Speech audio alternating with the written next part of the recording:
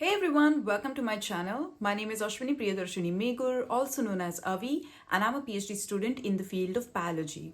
Today I'm going to be talking about derma 2% kojic acid plus 1% alpha-arbutin serum. It is specially designed for the pigmentation reduction on the face, and I wanted to talk in detail about the ingredients present in this formulation. Well, I make skincare related videos and also everyday vlogs as well as art videos. If you like these kind of videos, make sure that you like this video, also subscribe to my channel and click on that bell icon so that you can be updated whenever I come up with a new video. There is a lot of hype about this product. I also got a message from my viewer telling me that I should make a video on this and talk about the ingredients in this formulation. Now, talking about the ingredients of this formulation.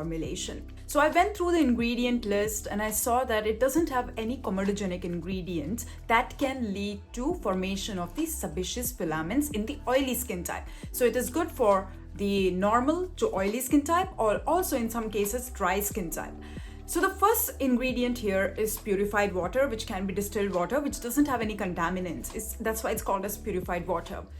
Following to that is kojic acid. Now, kojic acid is extracted from mushrooms and it is known to have reduction properties in the melanin that is produced on the skin that leaves the pigmentation mark. But kojic acid itself is not an active ingredient. It needs another active ingredients to work well on the skin. So there are two active ingredients here. One is alpha-arbutin, that is in 1%, and second one is niacinamide. So niacinamide is around 2% or maybe less than that, and it's the accurate percentage to work with on the skin type. Less than 5% of niacinamide is used for the beginners who have never used niacinamide before. Niacinamide helps to reduce the fine lines appearance. It helps with improving the overall glow on the face. It helps with the reduction of the pigmentation mark. It helps with bringing out a nice glow on the face. It actually is an all-rounder ingredient, and it is less than 5%, so it's the right amount of concentration to work with for the skin of color, or also for someone who has never used niacinamide before.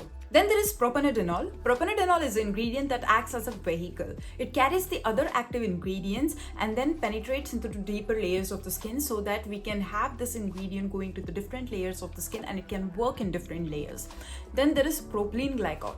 Propylene glycol is a humectant. It helps with the moisturizing properties, but it's not a powerful humectant as hyaluronic acid, but it does the same job as hyaluronic acid, but it is really gentle as compared to hyaluronic acid. Now to the star ingredient, that is alpha-arbutin.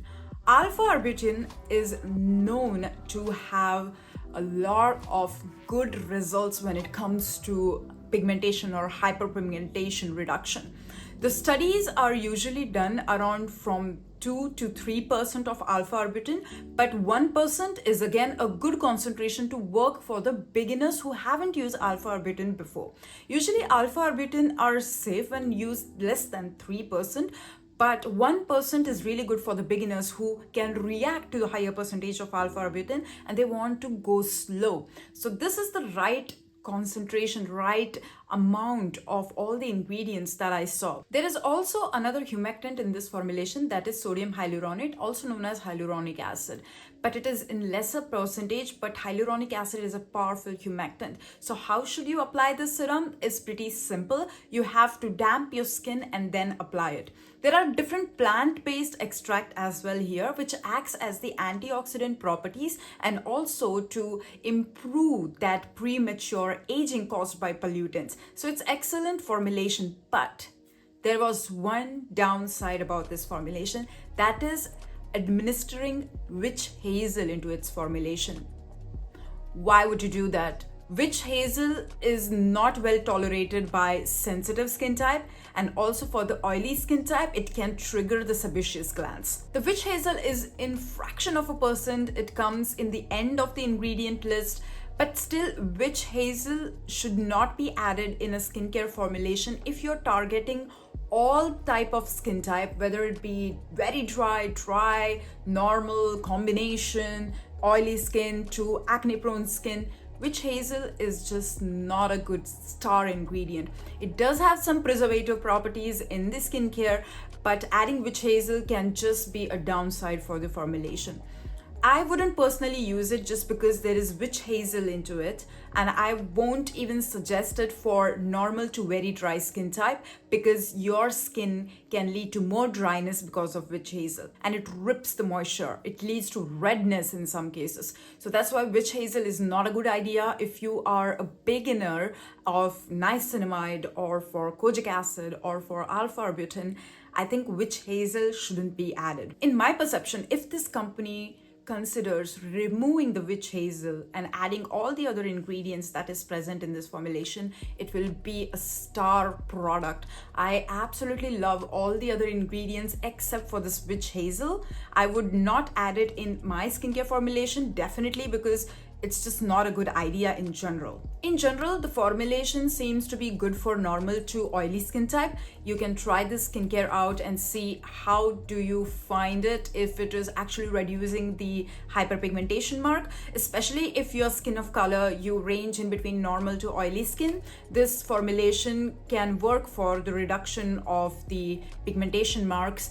As there is witch hazel, I would also recommend that you need to do a patch test and wait for at least 24 to 48 hours to see if there is any allergic reaction on your skin. So that is pretty much it. I hope I covered all the points and I made you understand how does the skincare formulation actually work. If you have any questions, write down in the comment section below. Also, reach out to me on my Instagram handle. I will come back to you with answers. Thank you very much for watching again. I will see you soon in another video. Take care. Bye.